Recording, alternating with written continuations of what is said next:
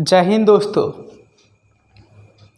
आपके अपने YouTube channel पे बहुत बहुत स्वागत है। जैसे कि आप सभी जानते हैं कि यूपी बोर्ड के परीक्षा में ज़्यादातर परीक्षार्थियों को अंग्रेजी पेपर में मार्क्स लाना बहुत कठिन बात होती है, चाहे वो क्लास 10th के विद्यार्थी रहे हो या क्लास 12th के विद्यार्थी रहे हों। आज हम इस कठिनाई को दूर करेंगे और हम आपके सफ़र के साथी बनेंगे, मार्गदर्शक बनेंगे। और मुझे पूरा विश्वास है आज के बाद से आपकी अंग्रेजी से डर जो भी है वो दूर हो जाएगी और आपको अंग्रेजी से मज़ा आने लगेगा, अंग्रेजी में बहुत ज़्यादा इंटरेस्ट आने लगेगा। आज हम यूपी बोर्ड के क्लास 12th के अंग्रेजी पे बात करेंगे। जैसे कि हम सभी लोग अवेयर हैं, खासकर क्लास 12th के विद्यार्थी अवेयर होंगे इस बात से कि यूपी बोर्ड के अंग्रेजी पेपर 4 सेक्शन में बटा होता है। Section A, section B, section C और सेक्शन डी। इसमें सेक्शन डी लिटरेचर यानी कि अंग्रेजी साहित्य से संबंध रखता है और हम इस पार्टिकुलर सेक्शन, खासकर सेक्शन डी के बहुत ही महत्वपूर्ण टॉपिक पे चर्चा करेंगे। यूपी बोर्ड के क्लास 12 के विद्यार्थियों के लिए इस सेक्शन से मार्क्स लाना बहुत ही आसान रहेगी।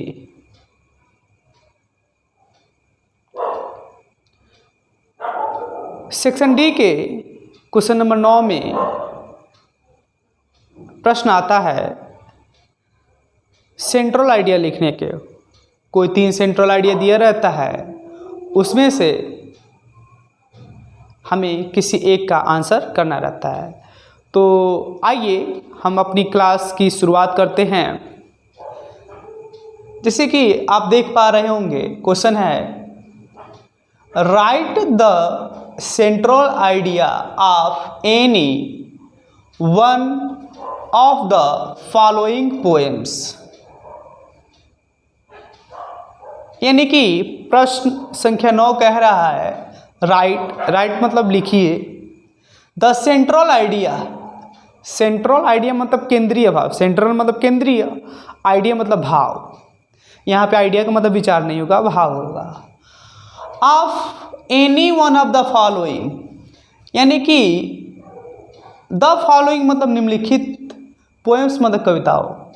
यानी कि क्वेश्चन नंबर 9 कह रहा है कि निम्नलिखित कविताओं में से किसी एक के, एनी वन, किसी एक के सेंट्रल आइडिया लिखना है, ये कह रहा है। और सेम ऐसा ही क्वेश्चन आपका रहेगा, मतलब इसी पैटर्न पर रहेगा। इसमें ऑप्शन ए में है यहाँ पर a thing of beauty, B में है माई मदर एट 66 और सी में है कीपिंग क्वाइट। ये तीनों चैप्टर अपने आप में महत्वपूर्ण हैं और बहुत ही मज़ेदार हैं। तो हम सिर्फ किसी एक पे बात करेंगे और आज हम कीपिंग क्वाइट पे चर्चा करेंगे। तो आई होप इसमें वीडियो में स्पष्ट दिखाई दे रहा होगा। यहाँ पे हम लिखे हैं आंसर 9 का सी, यानी कि हम लोग आज कीपिंग क्वाइट की सेंट्रल आइडिया पे बात करेंगे। तो सेंट्रल आइडिया यानी कि केंद्रीय भाव और कीपिंग क्वाइट है, और इसके कवि हैं पैब्लो नेरूडा। बहुत लोग इसको पाब्लो बोलते हैं, बहुत लोग पैब्लो बोलते हैं, अपनी अपनी उच्चारण की बात है। हम लोग हिंदी भाषी क्षेत्र के हैं तो थोड़ा बहुत इधर उधर उच्चारण हो सकता है, टीचर टू टीचर वेरी करता रहता है, इसमें कोई बड़ी बात नहीं है। तो इसके कवि हैं पैब्लो नेरूडा।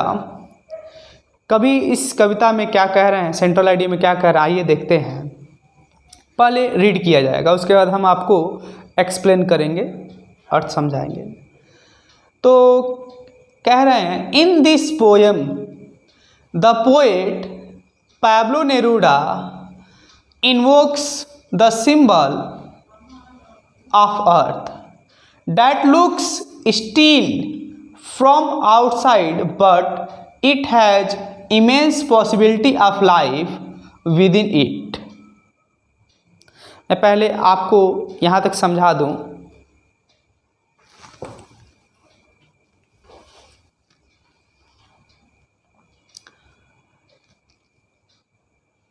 इन दिस पोयम यानी कि इस कविता में द पोएट यानी कि कवि पैब्लो नेरूडा यानी पैब्लो नेरूडा इन्वोक्स यानी आह्वान करते हैं।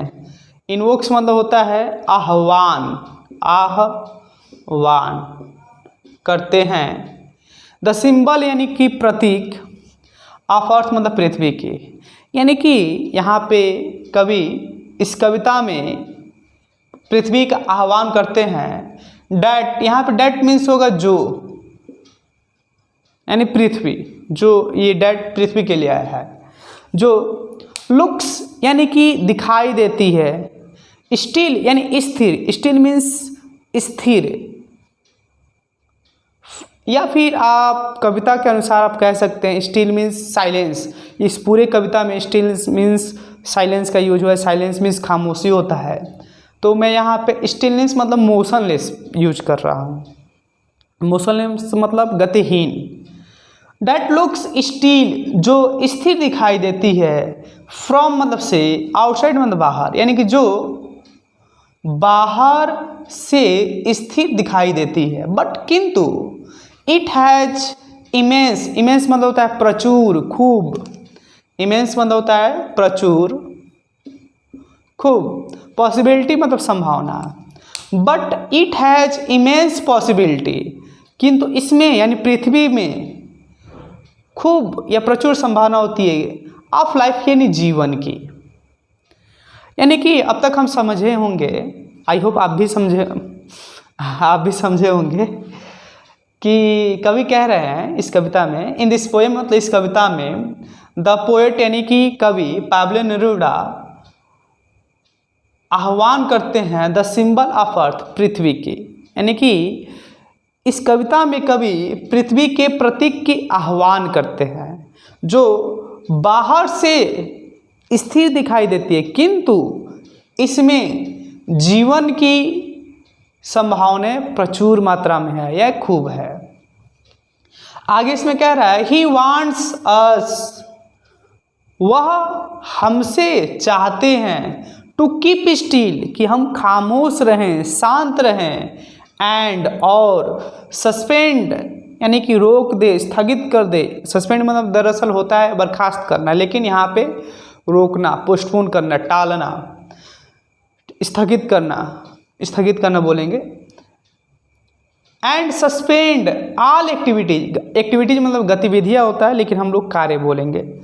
एंड सस्पेंड ऑल एक्टिविटीज, और सभी गतिविधियों को स्थगित कर दे, फॉर अ वाइल कुछ पल के लिए, सो डैट ताकि, वी में इंट्रोस्पेक्ट ताकि हम लोग आत्ममंथन कर सके। इंट्रोस्पेक्ट मतलब आत्ममंथन करना, आत्मविश्लेषण करना। एंड अंडरस्टैंड आवर सेल्व्स, और खुद को अंडरस्टैंड समझ सके। वी में अंडरस्टैंड आवर सेल्फ मतलब हम खुद को समझ सके। आगे कवि कह रहे हैं, the earth can teach us that we need rest time to think for the bright future. यानी यहाँ पे कवि कह रहे हैं, the earth can teach us, यानी कि पृथ्वी कैन टीच अस यानी कि हमें सिखा सकती है क्या, कि डैट मतलब कि वी नीड हमें आवश्यकता है रेस्ट टाइम शेष समय की, टू थिंक सोचने के लिए, विचार करने के लिए, फॉर द ब्राइट फ्यूचर उज्जवल भविष्य के लिए। मतलब कवि कह रहे हैं कि पृथ्वी हमें सिखा सकती है कि हमें उज्जवल भविष्य के लिए सोचने के लिए, यानी उज्जवल भविष्य के बारे में सोचने के लिए हमें शेष समय की आवश्यकता है, हमें आवश्यकता है शेष समय के। द पोएट आस्क्स अस, यानी कि द पोएट मतलब कवि, आस्क अस मतलब हमसे कहता है, टू स्टॉप रोकने को, वार्स युद्ध को, मतलब कवि हमसे कहता है कि हम लोग युद्ध को रोक दें। जैसे कि आजकल आप देख ही रहे होंगे कई नेशंस के बीच, कई राष्ट्रों के बीच युद्ध छिड़ा हुआ है, जैसे रसिया यूक्रेन के बीच। हालांकि यह कविता पूरी तरह से पर्यावरण को समर्पित है, उसी को ध्यान में रख करके लिखा गया है। वापस हम कविता की ओर लौटते हैं। द पोएट आस्क्स अस, कवि हमसे कहता है, टू स्टॉप रोकने को, वार्स युद्ध को, हेट नफरत को, जो हम एक दूसरे से घृणा करते हैं, नफरत करते हैं, उसको रोकने को, पॉल्यूशन प्रदूषण रोकने को, किलिंग ऑफ एनिमल्स यानी कि प्राणियों की, जीवों की हत्या करने को रोकने से को कहता है, एंड और हंटिंग आवरसेल्व्स, हंटिंग मतलब यहाँ पे शिकार करना नहीं होगा, हंटिंग आवरसेल्व्स में तो होता है खुद को प्रताड़ित करने को। एंड रुक जाइए, पहले यहाँ तक समझ लीजिए।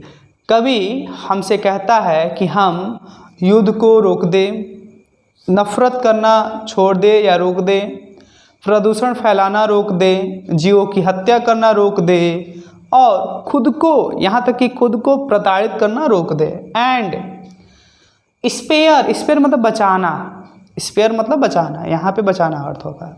ये जो स्पेयर शब्द आया है यहाँ पे बचाना होगा। स्पेयर सम टाइम यानी कुछ समय बचा के रखे, किस लिए, टू गो डीप यानी गहराई में जाने के लिए, इनटू द सोल आत्मा के, यानी कि आत्मा के गहराई में जाने के लिए। आत्मा गहराई जाने मतलब क्या, यानी अंतर आत्मा की गहराई में जाने के लिए हमें समय बचा के रखना चाहिए। कौन कह रहे हैं, पैब्लो नेरूदा कह रहे हैं। आगे कह रहे हैं साइलेंस यानी खामोशी इज द यूनिवर्सल लैंग्वेज, यानी कि खामोशी एक, खामोशी साइलेंस मतलब खामोशी, इज मतलब है, द यूनिवर्सल मतलब सार्वभौमिक, लैंग्वेज मतलब भाषा, यानी कि कवि कह रहे हैं कि खामोशी साइलेंस एक सार्वभौमिक भाषा है, विच विल चेंज जो बदल देगा, आवर प्रोस्पेक्टिव हमारे नज़रिया को, प्रोस्पेक्टिव मतलब नज़रिया भी होगा यहाँ पे, और प्रोस्पेक्टिव मतलब जनरली भाव भी होता है, भावी, भावी भाव नहीं भावी, which will change our prospective and thinking, जो हमारी नज़रिया और विचार को चेंज कर देगा। क्या, खामोशी। देखिए दरअसल क्या होता है कि हम अपने जीवन में लगातार बोलते रहते हैं, या ऐसे भी कह सकते हैं हम लोग लगातार कार्य करते रहते हैं, एक पल को रुक करके हम लोग आत्ममंथन नहीं कर रहे हैं, करते हैं कि हम जो भी कर रहे हैं वो क्या हमारे लिए, दूसरों के लिए उससे भला हो सकता है। खासकर इस पर्यावरण के लिए, प्रकृति हमें बहुत कुछ देती है, लेकिन बदले में हम लोग प्रकृति को क्या दे रहे हैं, बल्कि हम लोग प्रकृति का नुकसान ही पहुंचा रहे हैं। विचारिए। ये कविता कीपिंग क्वाइट इसी पे है। मैं एक बार और पूरा सारांश बता दे रहा हूँ, इसी के साथ मैं वीडियो समाप्त करूँगा, क्योंकि वीडियो बहुत लंबा है और चूँकि ये मेरा पहला वीडियो है, इसमें हो सकता है लाइटिंग का प्रॉब्लम हो सकता है ये अक्षर दिखाई ना दे रहा हो सकता है बीच में हमारा बोलने में पॉज हो गया हो, तो आप लोग समझ सकते हैं। ये मतलब वाइट बोर्ड पे मेरा फर्स्ट वीडियो है। आइए पोयम सेंट्रल आइडिया को एक बार और देखा जाए, मतलब अर्थ को। कह रहे हैं इन दिस पोयम, दिस मतलब इस, इन मतलब में, पोयम मतलब कविता, यानी इस कविता में द पोएट यानी कवि पैब्लो नेरूदा यानी कि पैब्लो नेरूदा इन्वोक्स आह्वान करते हैं, यानी कि इस कविता में कवि पैब्लो नेरूदा आह्वान करते हैं द सिंबल यानी कि प्रतीक की, ऑफ अर्थ मतलब पृथ्वी, ऑफ मतलब की, अर्थ मतलब पृथ्वी, यानी कि इस कविता में कवि पृथ्वी को प्रतीक मान करके आह्वान करते हैं। दैट लुक्स, जो दिखाई देती है, यानी हमारी पृथ्वी दिखाई देती है, स्टिल, स्थिर, खामोश, फ्रॉम आउटसाइड, फ्रॉम मतलब से, आउटसाइड मतलब बाहर, यानी कि बाहर से हमारी पृथ्वी कैसे दिखाई देती है, स्थिर। जैसे अपने आप लोग अपने आसपास देखिएगा, चेयर पड़ा हुआ है या कुछ भी पड़ा हुआ है, यहाँ तक कोई व्यक्ति बैठा हुआ है तो लगेगा स्थिर है। लेकिन हम लोग क्या करें, अंतरिक्ष से देखें तो पृथ्वी के गति के साथ साथ सभी वस्तुएं भी क्या कर रही हैं, घूमती हैं, यानी कि मोशन में होती है। ऐसे तो सामने हर कोई लगभग मोशनलेस दिखाई देता है, बेंच रखा हुआ है, चाहे घर ही है हमारा, ठीक है, चाहे हम लोग भी कहीं बैठे रहें तो हमें लगता है कि सब कुछ स्थिर है। वैसे ही हमारी पृथ्वी भी बाहर से स्थिर दिखाई देती है। आगे, बट किंतु it has immense possibility of life, किंतु इसमें जीवन की प्रचुर संभावना है। विद इन मतलब इसमें, विद इन इट मतलब इसमें। ही वांट्स अस मतलब वह हमसे चाहता है, यानी कभी हमसे चाहता है, टू कीप साइलेंट, कि हम खामोश रहें, एंड और सस्पेंड ऑल एक्टिविटीज, और सभी गतिविधियों को रोक दे, स्थगित कर दे, फॉर अ वाइल, कुछ पल के लिए, कुछ समय के लिए। कभी हमसे चाहता है कि हम लोग खामोश रहें और अपनी सभी गतिविधियों को कुछ पल के लिए स्थगित कर दे, सो डैट, ताकि वी में इंट्रोस्पेक्ट, ताकि हम लोग आत्ममंथन कर सके। इंट्रोस्पेक्ट मतलब आत्ममंथन करना। एंड वी में अंडरस्टैंड आवरसेल्व्स, ताकि हम लोग खुद को समझ सके। The earth can teach us, the earth मतलब पृथ्वी, कैन टीच अस मतलब हमें सिखा सकती है, पृथ्वी हमें सिखा सकती है। डैट कि वी नीड रेस्ट टाइम, हमें शेष समय की आवश्यकता है, या हमें भी विश्राम करने की आवश्यकता है। टू थिंक, यही सोचने के लिए या विचार करने के लिए। फॉर द ब्राइट फ्यूचर, उज्ज्वल भविष्य की बारे में, या उज्ज्वल भविष्य के लेकर। यानी कि कवि कह रहे हैं कि पृथ्वी हमें सिखा सकती है कि हमें शेष समय की आवश्यकता है, ताकि हम अपने उज्ज्वल भविष्य के बारे में सोच सकें। द पोएट आस्क्स अस, यानी कवि हमसे कहता है, टू स्टॉप वॉर्स, कवि हमसे कहता है कि हम लोग युद्ध को रोक दें।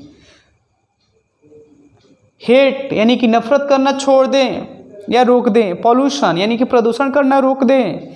किलिंग ऑफ एनिमल्स यानी कि जीवों की हत्या करना छोड़ दें या रोक दें। एंड हंटिंग आवरसेल्व्स, और खुद को प्रताड़ित करना रोक दे।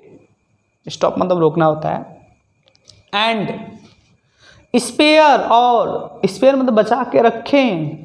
सम टाइम मतलब कुछ समय, किस लिए? To go deep into the soul, यानी अंतरात्मा की गहराई में जाने के लिए, यानी इंट्रोस्पेक्ट करने के लिए। यानी कि कवि कह रहे हैं कि हम लोग अपना समय बचा के रखें ताकि हम अंतरात्मा की गहराई में उतर सके। Silence is the universal language, यानी कि खामोशी सार्वभौमिक भाषा है। विच विल चेंज, जो बदल सकती है। आवर प्रोस्पेक्टिव, हमारी नज़रिया को। एंड थिंकिंग, विचार को।